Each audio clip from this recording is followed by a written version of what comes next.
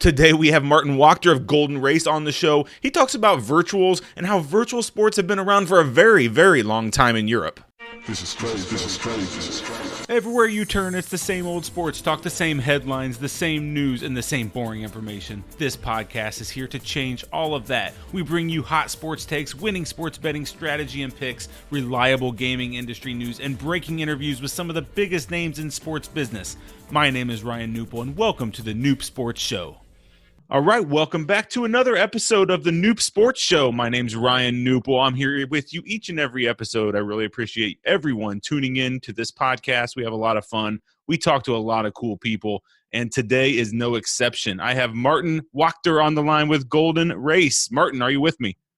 Yes, hello. Good afternoon from Austria. Man, it's such a pleasure to talk to you. I know you have a lot going on, so I really appreciate your time here today and talking a little bit about virtual sports and GoldenRace. So thank you so much in advance for taking some time out of your day, Martin. More than welcome. Anytime.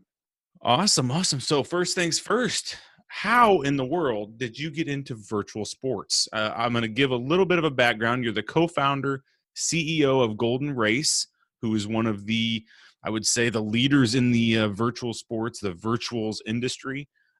Give us some background on how you started GoldenRace and just how you, I guess, got started in this crazy iGaming space. Yeah, actually, it's a good question. And I spent some minutes yesterday to prepare myself about how everything starts. To be honest, after my military service in Austria, I decided to selling insurance for, I think, almost 10 years. But I wasn't exciting, and I had the feeling that something has to change. And by accident, an old friend from the past, he introduced me to gambling and virtual sports in these days. So I think it was around 2003. And I started to work for him in Germany, and it was really nice. I understood from the start that's actually what I was looking for. This is the work I want to do. Yeah, but after 2, 3 years, I had to understand that we didn't have a common ground. We had different opinion how to treat customers, how to work in the business. So I thought what to do, and I remember back that in the years when I was selling insurance, I had a lovely boss, a good friend already in this time, and yeah, I went back to him and I told him, listen, Thomas, it's his name. I found this great idea about virtual sports, but I want to do it on my own. I have my own dreams, my targets. Do you want to join? And he told me, Martin, I know if you burning for something, it's something cool and really good. I want to join. And this was actually the time in 2006 when we found the GoldenRace. And it was clear from the start, this is my passion and will be something special, and we grow it for the big. That's pretty amazing. So you've been at this for 15 years, which brings up another question that, I think a lot of people, when they hear virtual sports or virtuals, they think, oh, well, that's just around because currently we're in a pandemic and there's nothing else to do. So people are doing these virtual sports. But what you're telling me is you guys have been around for 15 years. This has been a thing for a while now, and maybe now some people's eyes are just now opening to this industry. Tell us a little bit about, I guess, the history of this industry of virtuals and virtual sports. Yeah, no, that's a good question. Thank you for asking, because as I told you previous, can't hear it anymore. Every day I am invited in webinars and other things because of virtual sports. Now, the right product in pandemic, the situation about COVID-19, now it's time for virtuals. No, it's not like this. So actually, if I'm correct, in the early 2000, virtual sports started, and I started in Germany. And in this time, virtual sports was very, very a product what people really liked in the betting shops, because it was next to the real sports betting product what they had. And it was a secured income, a few €1,000 each month. So even if the sports betting was down, you could pay the salaries for your people, the employees, you could pay the rent and all these important things. So it's a long history about virtual sports. Yes, mainly Germany, UK in 2010 around, Italy started also to work, and more countries to follow when it goes in Europe for virtual sports. But it was for a long time not easy to sell, because some people didn't understand the reason behind virtual sports. They didn't trust in these games and all these things. But as you were saying, it has nothing to do with pandemic. I'm really happy for the guys from poker that they have a second start, because poker was really down in the last years, and now everyone is playing poker. I'm happy for the esport guys that they get some traffic, but don't take me wrong, virtual sports was always, in Europe at least, and in Latin America or Africa, the most important guy if you run a sports book, the most important product, not guy, sorry. That's really eye-opening to me, being from the US, myself, and maybe some listeners on this show.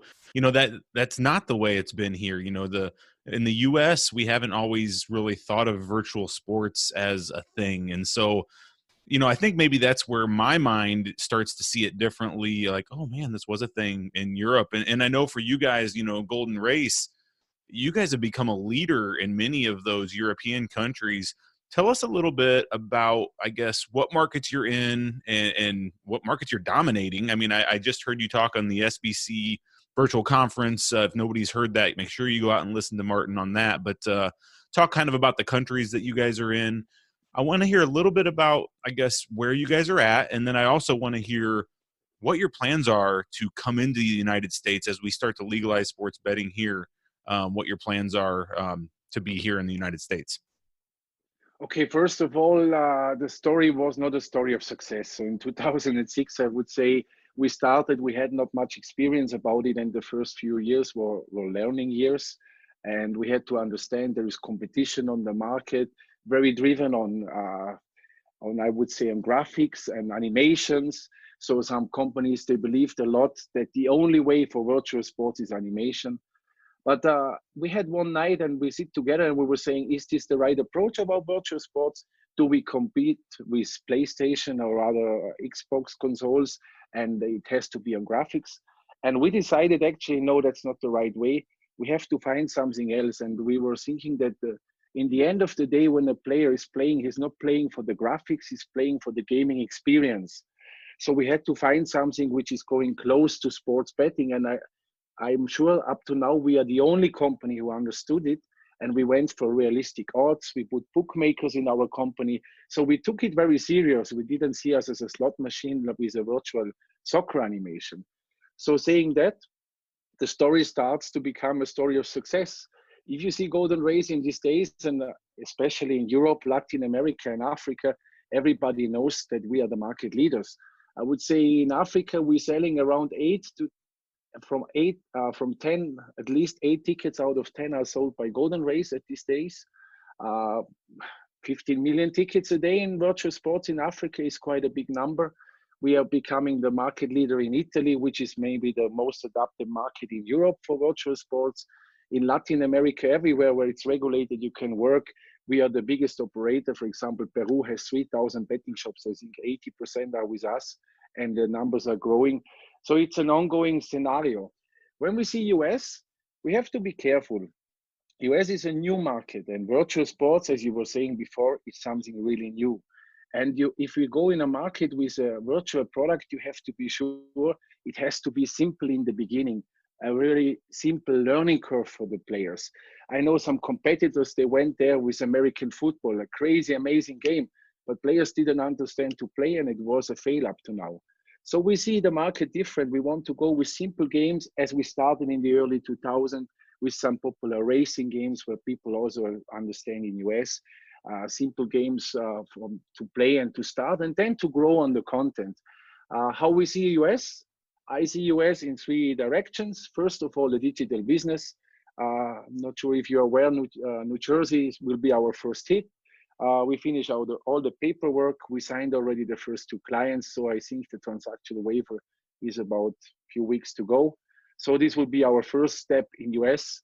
And I'm not the kind of guy who wants to go state by state like Napoleon. I want to be successful in one state. I want to understand the US market and then going forward for other states. Saying that, there are other directions. We are speaking a lot with Indian tribes at the moment, which is another way to work. It's a casino, it's a land-based business. The product has to be adapted. It's not like a sports betting behavior. And the third thing, I was already in a few states, in Colorado, North Carolina, Kentucky, Washington. We're talking with the lottery boards, because I also believe if you adapt your game in a certain way, you can also work with lotteries. So I see US as a huge opportunity, but to be honest, I don't expect to make a lot of money in the next 1-2 years. It will take some time, and I'm willing to go this time. Well, congrats on all the success there. I mean, and also congrats on getting into New Jersey. I think it's very clear from listening to you and talking to you that you know what you want. I mean, that's what I respect a lot about you guys and what you're doing at GoldenRace is that you're not just conforming to what the market's doing or to what everybody else is doing, what your competitors might be doing. You have a plan, you have a vision, and if it means maybe not launching a million new games and kind of having all this new stuff out there, if it means taking one and really perfecting it and like you said, helping the audience learn what virtuals are, you may have to take a little bit of a loss at first, like you said, here in the United States, educating, but you're looking long term, obviously, and that's what I really respect about what you guys are doing at GoldenRace. I think that's um, in the business world, that's kind of something everybody can take out of this discussion with you is thinking for the long term is sometimes very key and critical. So congrats on all of that. Thank you. So what's next? I mean, obviously you guys have a ton going on. You're worldwide. Virtuals are really hot right now, as we already mentioned. Anything next that we haven't already touched on? Is there any specific new game you guys might be working on that you can touch on, or just anything in general that you guys have coming up down the pipeline here? There are a lot of new games in the pipeline, but it's on a top secret status at this moment. Sure. The most important, what I want to say, as you mentioned already before, and I think this is something virtual companies have to understand. We should stop this competition of having more content, more and more and more and more, like it's usually in slot companies to have 1,000 slot games, 500 slot games, and there will be a few played and a few not.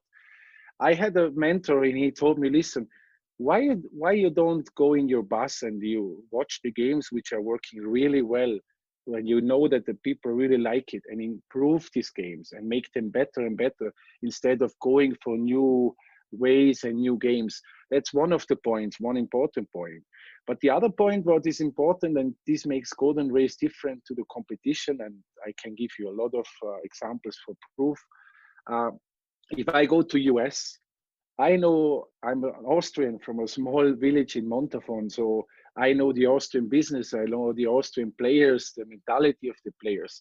But I would be arrogant to go to US and say, this is the game, take it or leave it and play it. This is not how it works. So usually the success also in Africa was that we were there, we made some case studies, we were discussing with some players, we were discussing with some partners to find out what they really like, how the game has to be. And if you see my games in Africa, you will understand they're completely different than, for example, in Italy, and they're slightly different to Peru or Colombia. So that's actually the main point, that if you want to be successful, especially in our industry, and the beauty is that we can be flexible, we can adapt it, then you have to understand the market. And this is my goal. I am fully focused on US. I am sure within 5-6 years we will be the market leader also in US, because we do it with passion. It's not only a job, it's not only a company. We have a dream, we live the dream, and we will go forward. And there is no one who can stop us, because we are leading by innovation, and the others have to follow and to copy, and this will continue like that. I love that confidence, and there's definitely something cool about a business that knows the direction they're going and feels confident in what they're doing. There's definitely power in that. So I look forward to seeing how you guys do emerge here in the United States. And I just cross my fingers Florida comes along and legalizes here. I'm living down in Florida, and we're still one of those states that really hasn't moved forward yet. So I'm crossing my fingers every day that we move the needle here on sports betting in Florida. Yes, I cross for you, but on the other hand, from my perspective, I am happy if it slows down a little bit, state by state, because first of all, it takes time for us. It's very expensive. Sure. Every state has its own regulation. It's background checks. It's a cost effective. I think also many companies have to understand, to go to US is not just to go there. it's also, we are a private, 100% private owned company, and we Mm-hmm. want to remain like this. So it's also a financial risk to just go everywhere. So, but we go state by state and lead state by state, and I'm sure it's gonna happen like this. It's just a matter of time, not if it comes or not. Sure. Amazing. Well, I don't want to keep you too long. I know you're a busy man. One question I had for you, though, here before we get going. This is a kind of a more of a fun, lighthearted question, but what's the one thing you miss the most about your life pre-coronavirus, pre this pandemic? What do you miss the most about that life you had before this all hit? I hope not everybody is listening to this podcast, because to my close friends and family, I always promise in every new year that I will travel a little bit less. And in my Mm-hmm. strongest years, I had 160 flights a year and a lot of flights to US. And actually, I'm very unhappy because the last flight I just canceled was to New Jersey and New York. And by the way, to the people from New York listening, I cross my finger, everything goes so good for you. I see you're gonna get hard from this coronavirus. So I miss the traveling. On the other hand, I'm born and raised in Cyprus, in Austria, but I live in Cyprus, and my friends are on the island. I'm in Austria. After spending a few months now with my family, which is nice and good as well, I would love to go back and also have some beers with my friends. I love to have some beers in my free time. That's a great answer. I don't think there's anything wrong with that answer. We all love our families. We all love spending time with them. The enough is enough. Sometimes we need a good balance, right? We need to be able to travel plus stay home a little bit more. So I think that's a great answer there. And next time you do get up to New Jersey, New York, I definitely hope to be able to meet you and say hello. I'll be heading that way, hopefully for the December SBC conference, if it happens in December. So hopefully we'll be able to cross paths there, Martin, and buy you a drink and sit and just say hello in person. So I look forward to that day. Yeah, the same to me. I hope that in December we are fine, and I hope that soon everything goes back to normal. And I will have a beer ready for you when I see you. That sounds amazing. So where can the audience, everybody that's listening, where can they get a hold of you or find out more about you in GoldenRace? So first of all, you can join our website, goldenrace.com. You find all the details of the company. You find our demo link for our demo version. You can always reach out for me, Martin at goldenrace.com, on my email, and I'm 24/7 ready for you to talk to you. And we have also partners in US ready to chat with you at any time. Looking forward to work with every one of you, but if not, wish you good success with your business and stay healthy with your families in this special time, and we will make it happen. We will be stronger. We'll make it happen. Amazing. Martin Wachter, thank you with GoldenRace. Really appreciate you being here, one of the great guys in this industry, and it's my pleasure to be able to have you on and talk to you. So, Martin, thank you for being here, and have a safe and good rest of the month, I guess. Have a great one.